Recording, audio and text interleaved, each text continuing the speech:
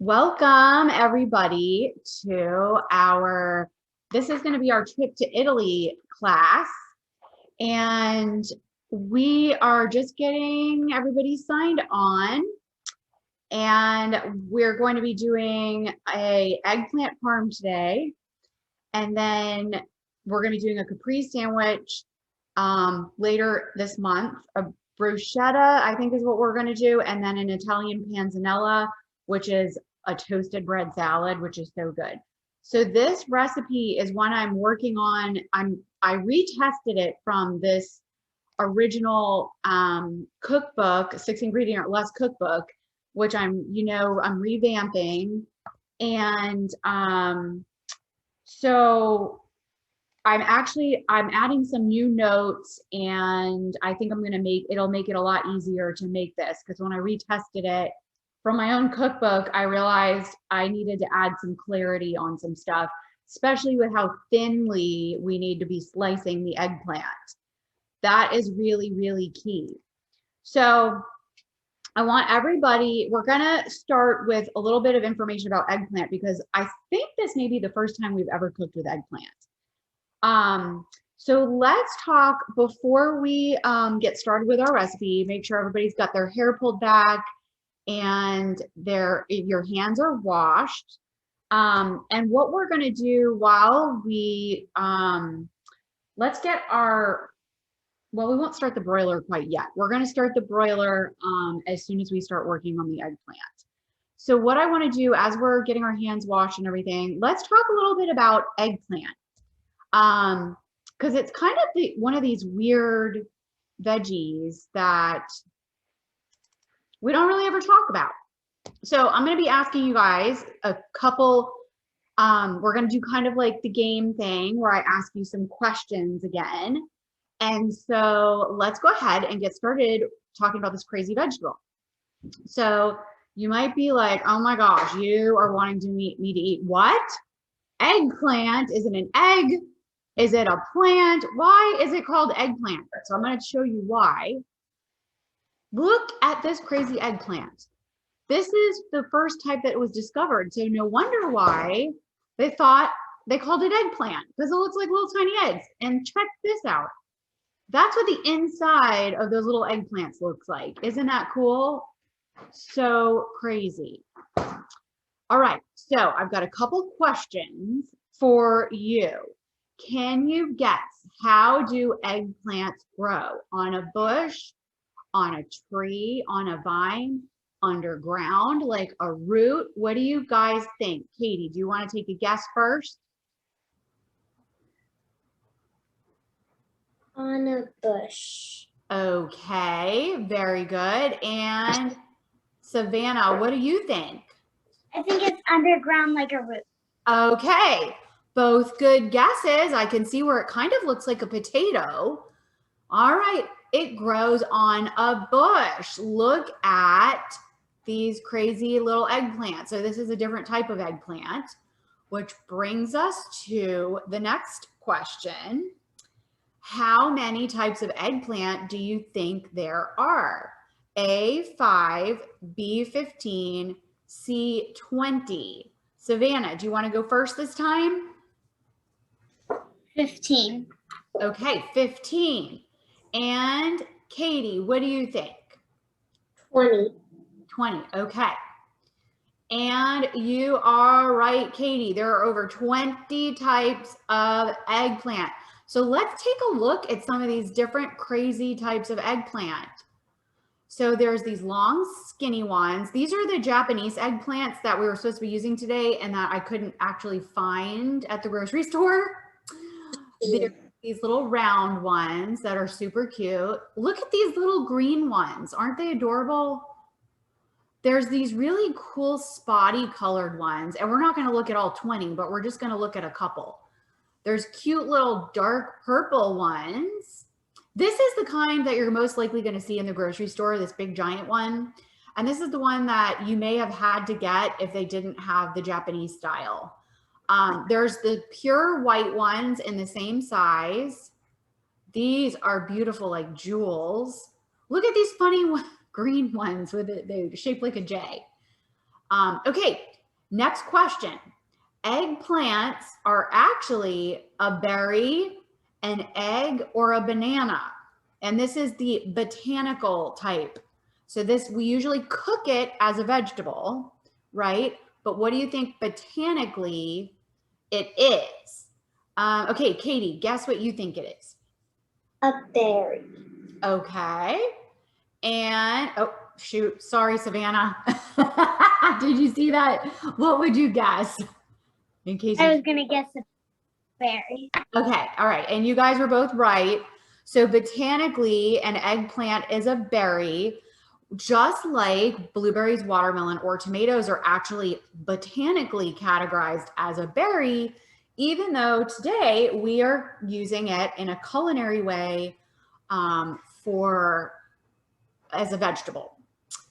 So where are eggplants originally from?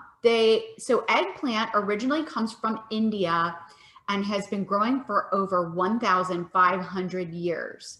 So the kind that we see isn't really a spiky, bitter fruit, but the plant kind of can be a little bit spiky, some of the plants, and they can be a little bit bitter, but you've got to cook them. So this is a picture of the forest in India. Wow. So eggplants are healthy. They're high in fiber, low in calories, so really good for a healthy weight. And they've got really good compounds in them that may help our bodies fight cancer.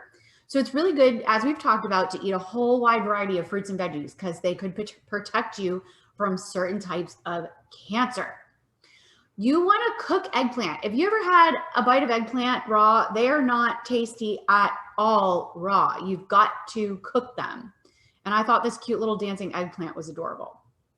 So you can cook eggplants tons of different ways. Grilled, you can put them in casseroles, you can roll them, you can cook them and put them on salads. And then you can make something called a baba ganoush dip, which is super yummy.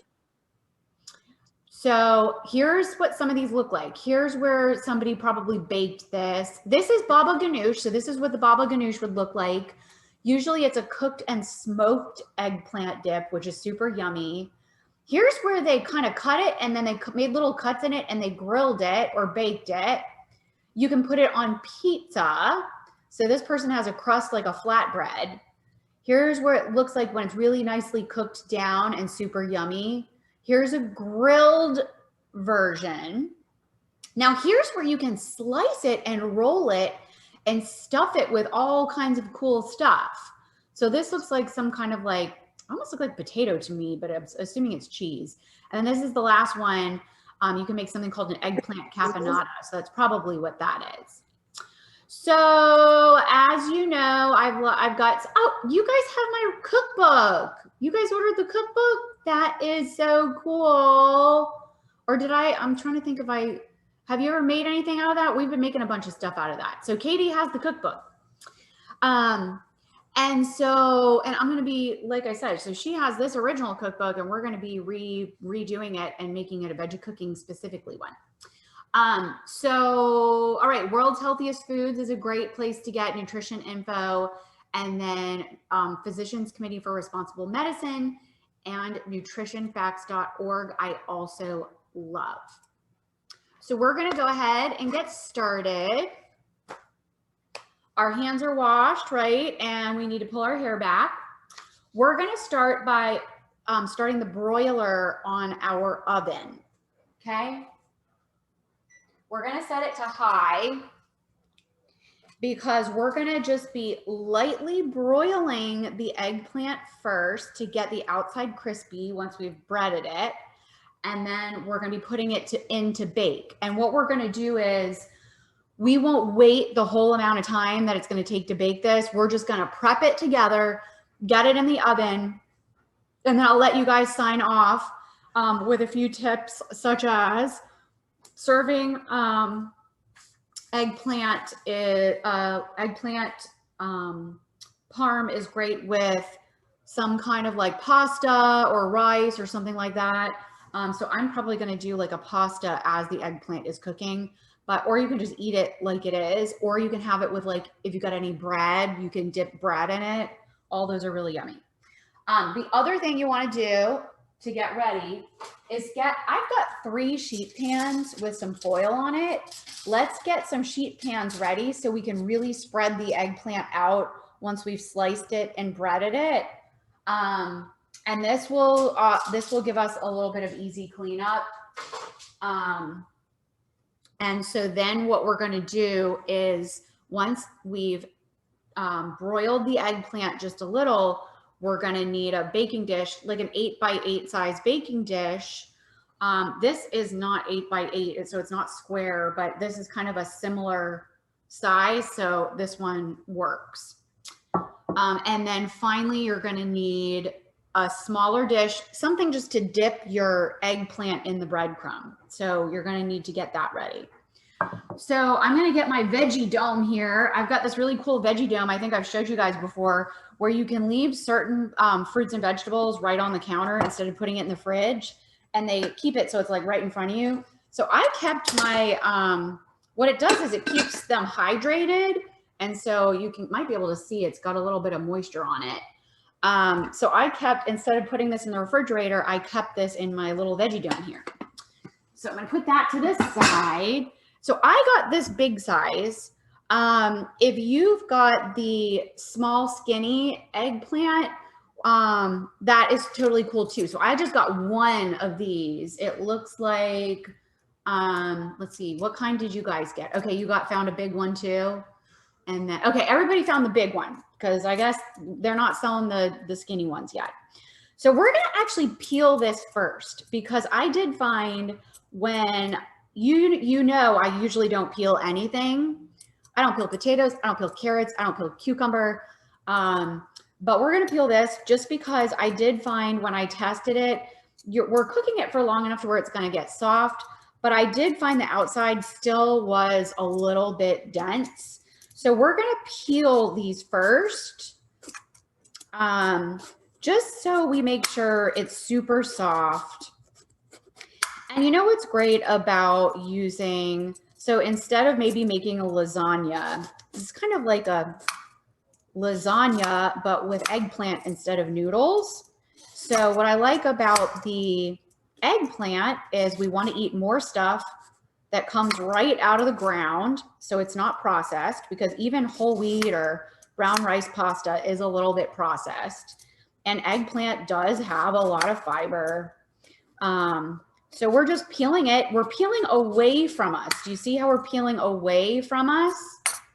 So I'm going to switch over so you guys can watch. And when we are peeling, we're always peeling away from us, because if you're holding it and you peel towards yourself, you could peel your finger, and we don't want that to happen.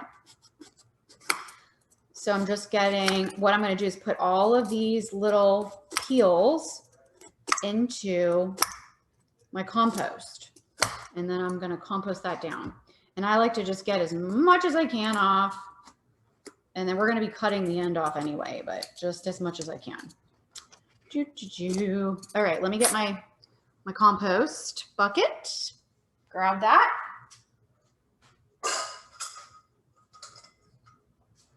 And put all my peels in it.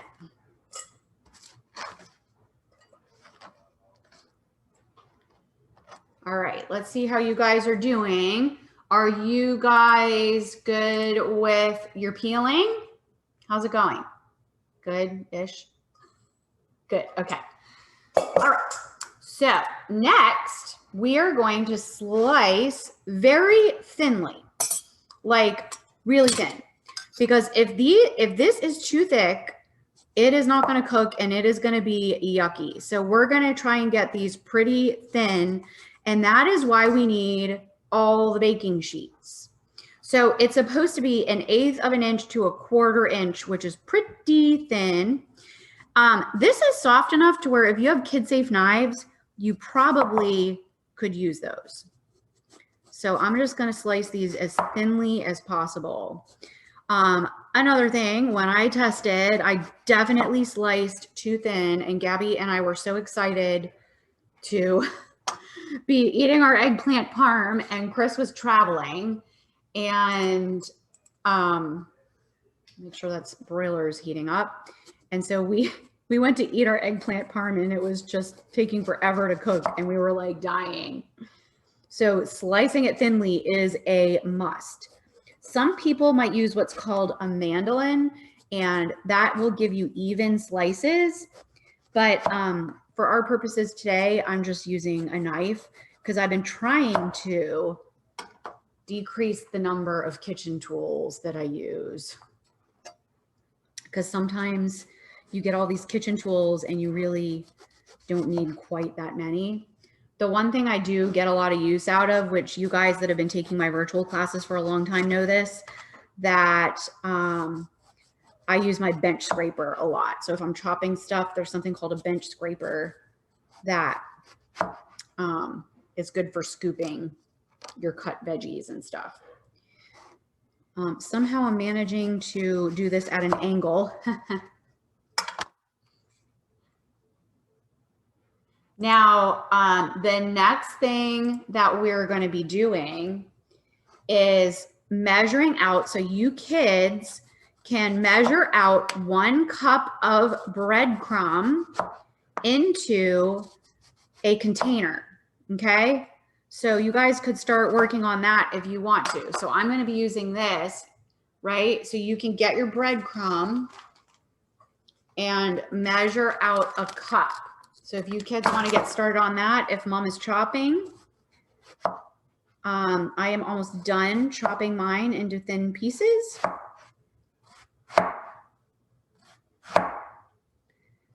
All right. It's probably good. So I'm just going to put these guys aside.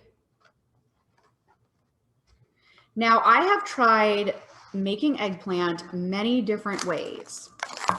One of the things that you can do is salt, put salt on your eggplant. And what the salt is supposed to do is draw some of the water out of your eggplant. But I have never found that to make any difference for me. And it's just an added step that I just don't do anymore when I cook eggplant. I'm sure some people swear by it, but of all the times I've made eggplant, I've never really found it to be a big deal. So we're measuring out 1 cup. Okay. And if you need a little more, you may need a little more. Just keep that in mind. Okay.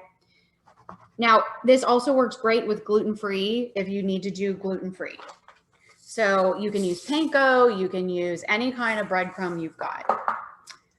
Next, we're gonna need some Italian seasoning, and we're gonna use a teaspoon, but you may need a little bit more. You may wanna do a little bit more. So I'm actually gonna notate that in the cookbook. So you guys are part of developing the revamped cookbook. How cool is that? So I had originally 1 teaspoon of seasoning, but it's really 1 teaspoon or more to taste. Because I really, when I was retesting, did want to add a little bit more. So we're gonna do a teaspoon of Italian seasoning right into your breadcrumb, and check to see if your seasoning has salt in it. So if it has salt in it, you can use it almost like salt. If it doesn't, you can kind of use a little bit more of it and then not worry about overpowering. I had some fresh rosemary from my garden. So I actually made some of my own Italian seasoning, I looked up a little recipe. So I'm gonna use a tiny bit more. And this is a salt-free version. So what you're gonna wanna do is if you have a salt-free version, you're gonna need to add some salt and pepper, right? Okay. So what we're gonna do now that we've got our prepped breadcrumb is a lot of recipes will use an egg wash, but we're just gonna spray with a little bit of cooking oil these aren't going to be heavily breaded, you guys. Okay, they're not going to be heavily breaded. And let me move this over here. So we're just going to spray with a little bit of cooking spray. And you're just going to dip and dip. And so what is great about doing this method is there's no cholesterol. So if you've got somebody that is watching their cholesterol or has heart disease, this is a really great option for them because the egg will have some cholesterol in it. One egg has about as much as 2 Big Macs. So if somebody is watching their cholesterol, just that's a good rule of thumb to say, okay, how many eggs should I eat? So see, look at it, it works pretty well. Look at it, stays breaded like that, looks beautiful. So I'm just doing a little spray on both sides. And like I said, we may need a little bit more. I just don't know yet.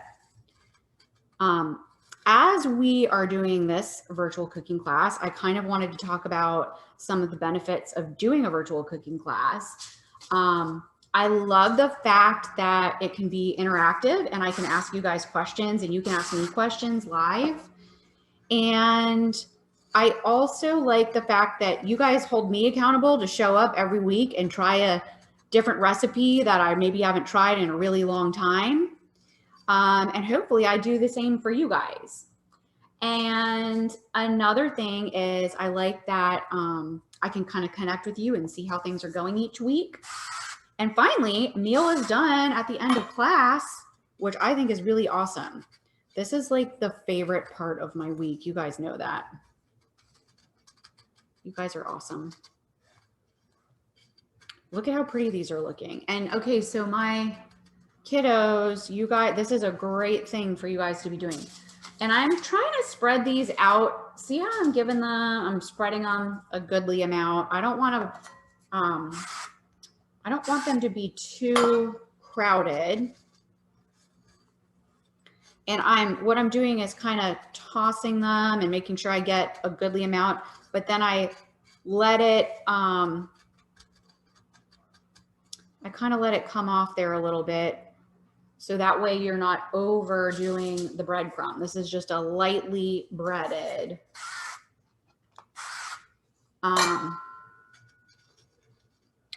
eggplant. So this is going to be, oh my gosh, so yummy, you guys. Turning. Now the other components, we're going to be using some marinara sauce. And marinara sauce has obviously tomatoes in it, which I'd love to be able to talk about the benefits of tomatoes a little bit. So tomatoes are botanically a berry as well. So it's kind of a fruit botanically, but we're using tomatoes in the marinara as a vegetable. Tomatoes have biotin for beautiful skin. So you're going to have some great skin after this recipe.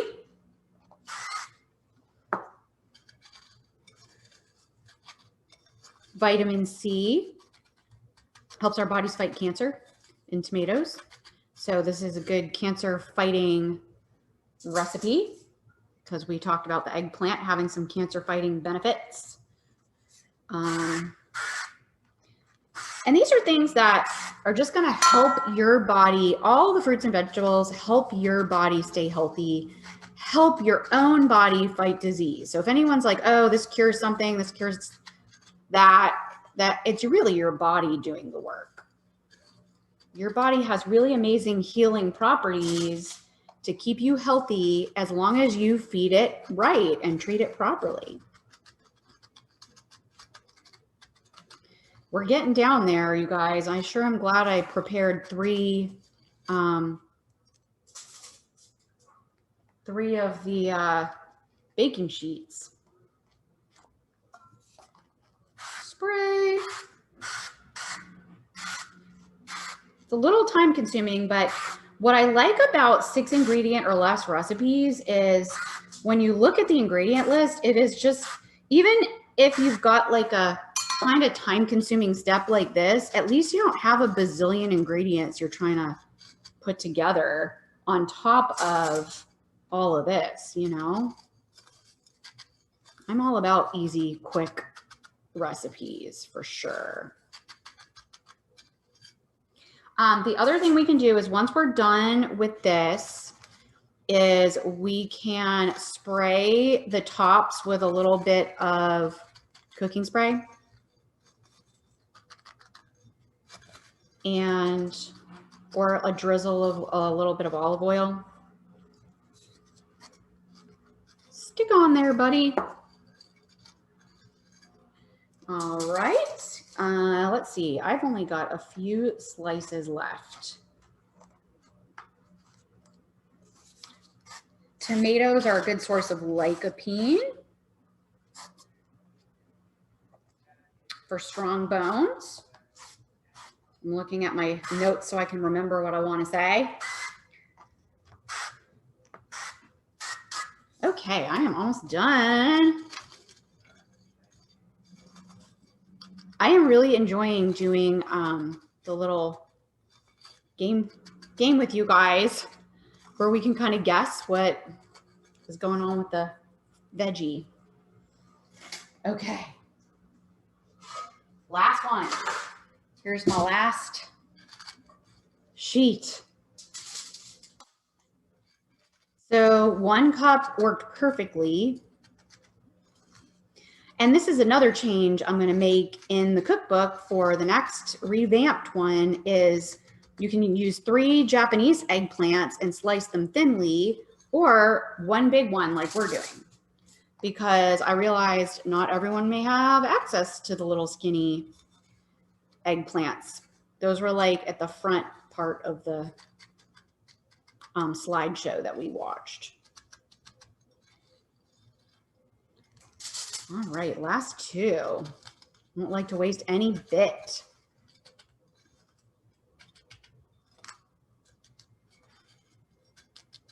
All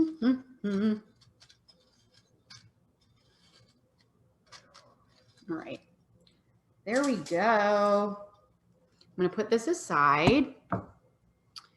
Okay, let me get my towel. Now, let's start getting these in under the broiler. And what we're going to do is broil these for 2 to 3 minutes per side until we're just getting the outside crispy, okay? So what I'm going to do is spray the tops with a little more of our cooking spray, just a quick spray.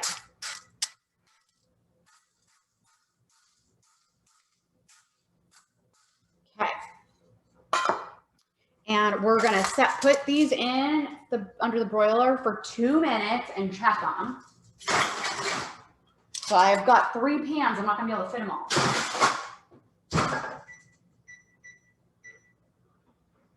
And what we're gonna do now is, as we're waiting for that first side to go, we're going to clean up our workspace a little bit. Make sure you get something to flip your eggplant, okay? Get a spatula or tongs or something to flip your eggplant. And let's get this cleaned up a little bit.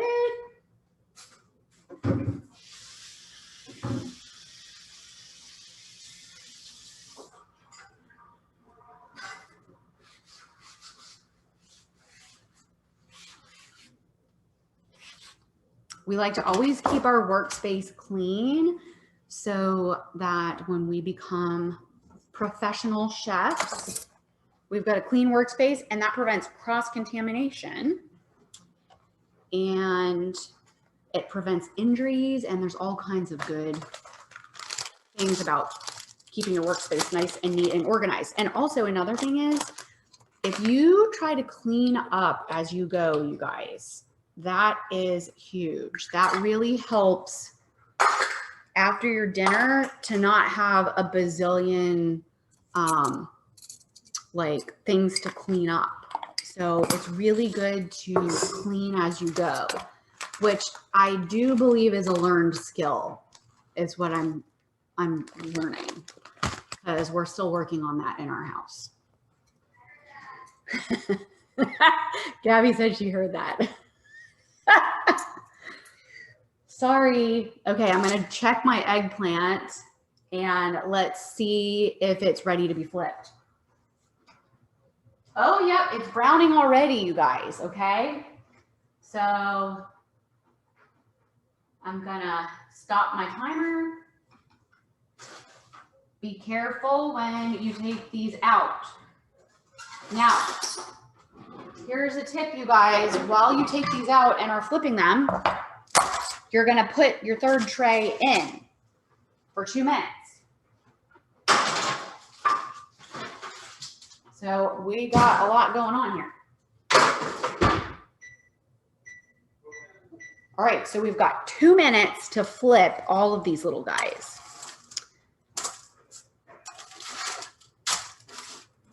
Oh my gosh, this is going to be so much better than when I slice them way too thickly. Gabby can attest, it was not pretty. Okay, I've got this one ready. And I'm also going to do a little salt and pepper on these while I've got them flipped. Gotta watch my time. Okay, I'm doing okay on time. If you're watching your salt, don't do any more salt. My brother-in-law, Matt, is watching his salt. So he can't have salt on anything. These are beautiful. Look at these, you guys. Doesn't this look pretty? And they're already getting nice and soft, but crispy on the outside. I don't want to lose any of my yummy breadcrumb. We're going to save all of that yummy breadcrumb.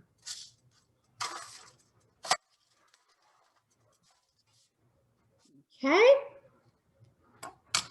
I am going to do a little salt and pepper on these guys. Not too much pepper. Pepper can be a little spicy for kids, but what I tell them is it helps your body suck up all the vitamins and nutrients in the vegetables and fruits that you're eating. All right, time to take out the other one. This is like a dance. Now remember to put your first ones you flipped back in.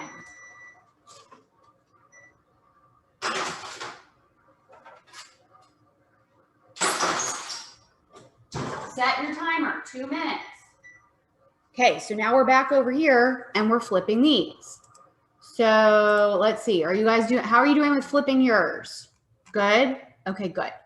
So yeah, when you've got a bunch of trays, this is the hard thing when you're cooking a meal, especially if you're cooking a meal for a lot of people, is thinking about the timing of things. How are you going to get everything to come out at the same time and have it all be hot?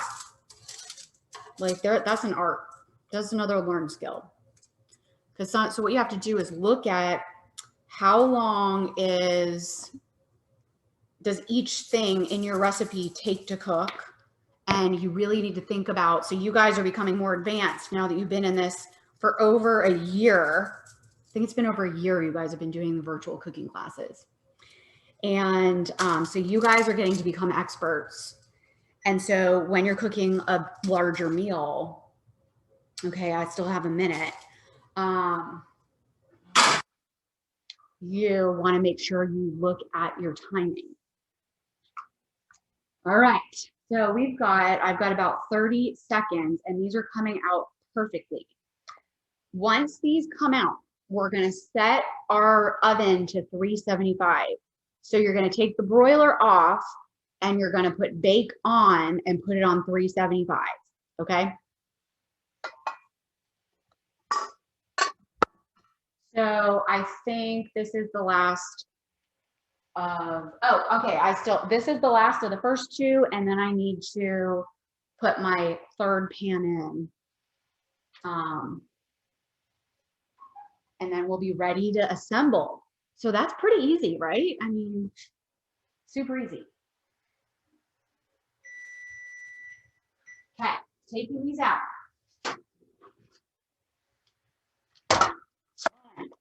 And be careful, they're hot. 2, putting the third one in. 2 minutes. All right. We're ready to start assembling. So make sure your last pan is in there, last side, 2 minutes. This really did not take too long at all. I think 3 minutes would have been too much, but it depends on your broiler. That's important to note. So I am using, I said, a good quality tomato sauce. If we're gonna have to make sauce in class one time, but if you're gonna buy a sauce, this is expensive, but I do really like it. And we actually may have made a sauce at one point. The no-cook pizza sauce. Huh? Oh yeah, the ingredients are really simple. Where are they? It's just Italian whole peel tomatoes, olive oil, onion, salt, garlic, basil, black pepper, and oregano. Yeah, super simple and no sugar, which is also cool.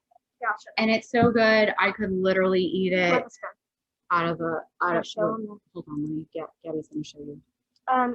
There, hold on. I don't know if you can see that. That's the ingredients. Oh, sorry. Okay. Thank you. All right, good. Okay. It looks like Katie might have it. Oh, Katie might have. Oh yeah, Katie's got it. You go, girl. Okay. So we're going to start assembling. We're going to start by putting. I know, I've got 30 seconds left on that. I said much thinner. Much thinner. I know, Gabby remembers from when we were testing it. So we're gonna put probably about a 1/4 cup of marinara on the bottom. And we're gonna spread it around. Oh, so good.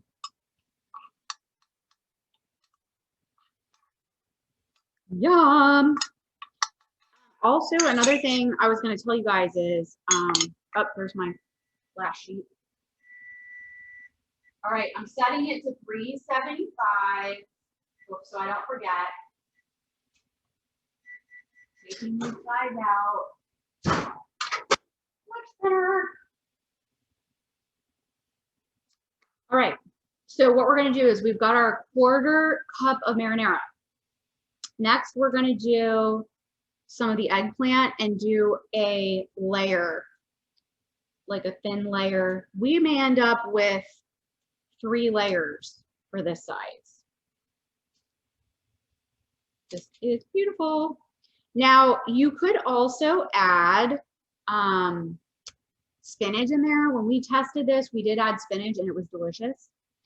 So next we're gonna add some cheese. I've got a whole bunch of cheeses that I needed to finish using. So I'm just going to use, although this one's pepper jack, I better not use that one. I've got a bunch of like the last bit I needed to use. So I'm going to put this, I have a shredded and mozzarella style, but I really am liking this Miyoko's kind, but that's the kind I have, the pepper jack. So I won't use that one because that would be a little weird.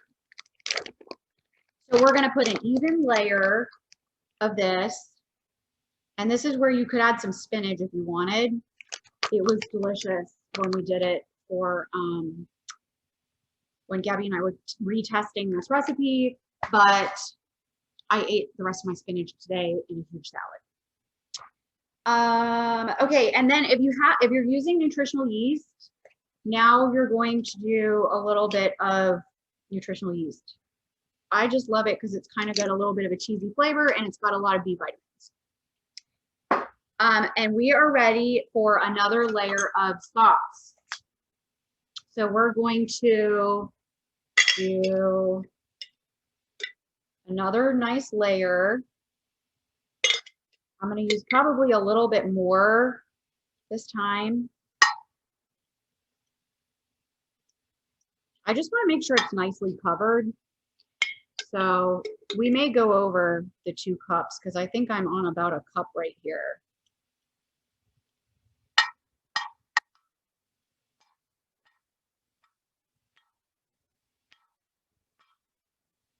Okay. Do our next layer. And I need to get more of my eggplants. I'm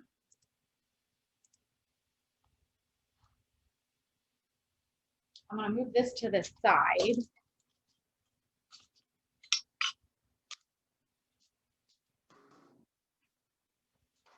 Grab this guy, but it's hot still. If you don't add spinach this time, and I'm also going to be noting that when I read you the cookbook, you can serve this with a big salad. We always do steamed broccoli with everything. I'm going to do some more cheese.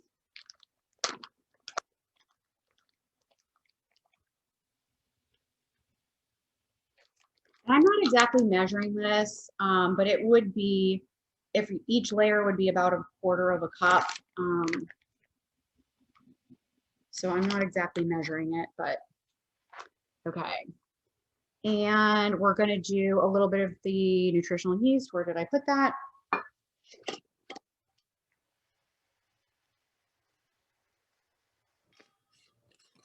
And all right, we're ready for a little more. You want to have a little sauce left over to put on top. So that is the important thing. You want to have some sauce left over to put on top.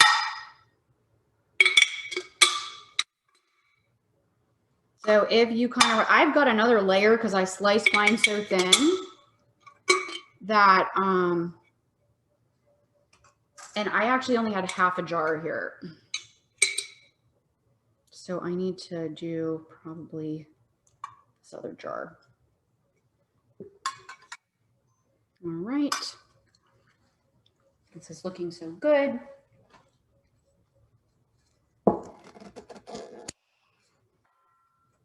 I'm trying to think of what we made recently where we used, we made homemade pizzas recently. So we used part of my first jar. All right, last layer, and I may even have a little tiny bit left over. So I'm just gonna do my best. Whoop, still hot. I'm gonna switch this out.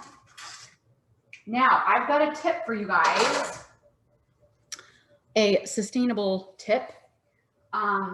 So you can skip using the foil, which is probably the most sustainable thing to do.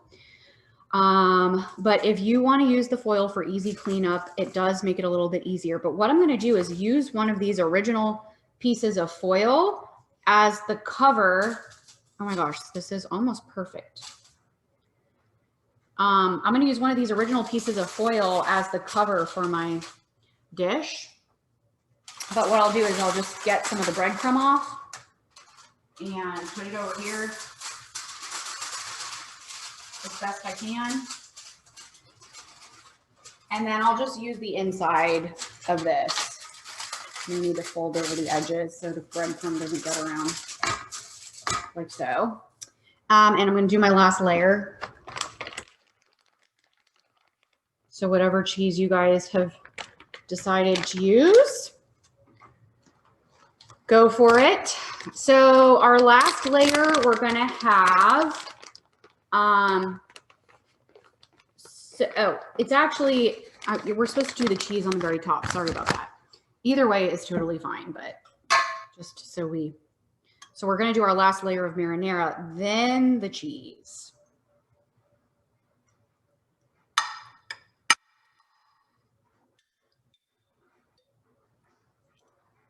And I like to make sure I get it nicely covered. Okay, so I did use about 1 total jar, which this smaller guy, that is about right, actually. 2 cups. Oops. Beautiful. And our last bit of cheese.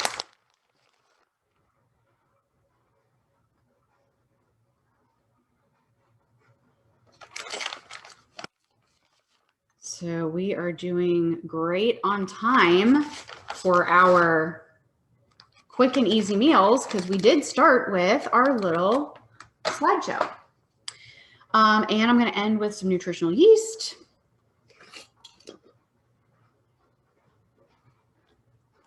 Love this stuff, is one of my favorite ingredients. Beautiful. Look at how pretty that looks. I love it. Now, I'm going to tell you what we're doing. We're covering. We're going to bake this. See, I'm reusing my foil here.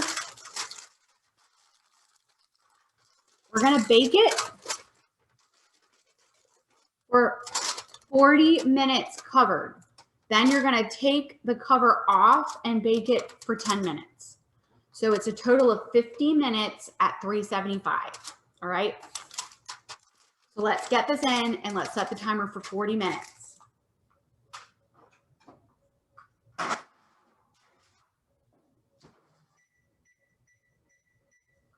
Perfect.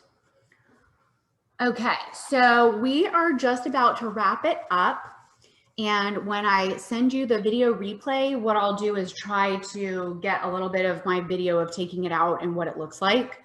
So before I let you go, we talked a little bit about the benefits of tomato. I just want to wrap up by saying, so tomatoes you can cook into tomato paste or sauce to be used with other recipes. You can add fresh tomatoes to salads or salsas, add to sandwiches for extra nutrients, puree into a gazpacho or cold soup. Fun facts, which you guys you're gonna know this already, tomatoes are actually a fruit. The French sometimes refer to the tomato as the love apple. Though most people associate tomatoes with Italy, this tart fruit actually comes from South America. I thought that was really interesting. All right, you guys, so we're wrapping it up today. I cannot wait to hear what you think of the eggplant parm. Make sure that you let me know what you served it with. If you can send me a picture with your smiling faces with your eggplant parm, I would love to see those. And I'm gonna serve mine probably with some of this brown rice pasta from Trader Joe's. I don't know if you can see that. And we will be back here, same time, same place, to make our caprese sandwich. So a lot of our recipes are gonna have tomato in them because we're doing Italy, which is kind of funny because tomatoes actually come from South Africa, but we associate tomatoes with Italian cooking. So we are gonna be making 3 really yummy different Italian recipes, but they're all gonna be, have some yummy tomatoes in some capacity in there. So thank you guys so much. I can't wait to hear what you think. Yeah. And we will see you next week at the same time. Cool. We'll send pictures, but we're not going to cook it until we get back from softball. Okay, awesome. I look forward to seeing them. All right, you guys, good luck, and I will see you next week. Bye, Savannah. Bye, Katie.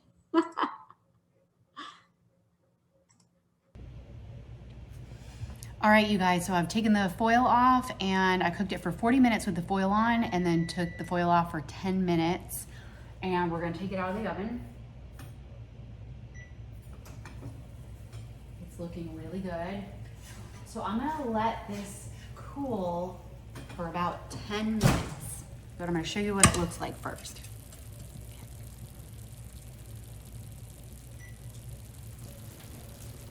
So here's what it looks like. It is hot and bubbling, obviously.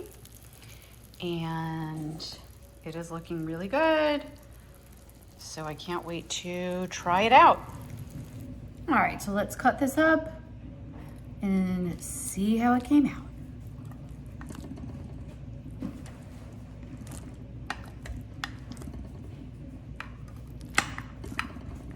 This is gonna serve about 6. Now I just need to be able to get it out. Ooh, that's looking so good. Yum.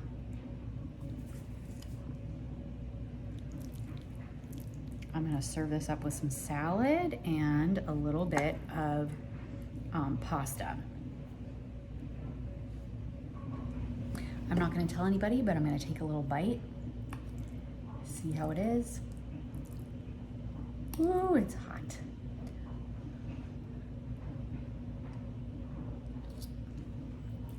Oh my gosh, so good. The eggplant's tender, and that marinara is so delicious with it. So good. I hope you enjoy this, and we'll see you next time.